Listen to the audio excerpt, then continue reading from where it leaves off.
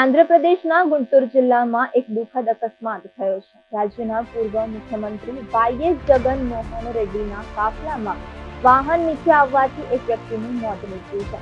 બુધવારે યેથપુરુ નજીક બનેલી આ ભયાનક ઘટના કેમેરામાં કેદ થઈ ગઈ છે, જે સોશિયલ મીડિયા પર વાયરલ થઈ રહી છે. આ ઘટનાને સમગ્ર રાજ્યને હચમચાવી નાખી છે. મૃતકની ઓળખ સિંધિયા તરીકે થઈ છે, જે જિલ્લાના વેંગલ્યા પાલેમ ગામના રહેવાસી છે. જગનમોહન રેડ્ડી સટ્ટેનપલ્લી મંડળના રેંટપલ્લી ગામની મુલાકાતે હતા, જ્યાં ભૂતપૂર્વ મુખ્યમંત્રી એક પ્રતિમાનું અનાવરણ કરવાના હતા. આ સમય દરમિયાન સિંધિયા અને વાયએસઆરસી સમર્થકોની જેમ ભૂતપૂર્વ મુખ્યમંત્રીના સમર્થનમાં રસ્તાના કિનારે ઊભા હતા, પરંતુ આ સમય દરમિયાન કાફલામાં એક અનિયંત્રિત વાહને તેમને ટક્કર મારી દીધી.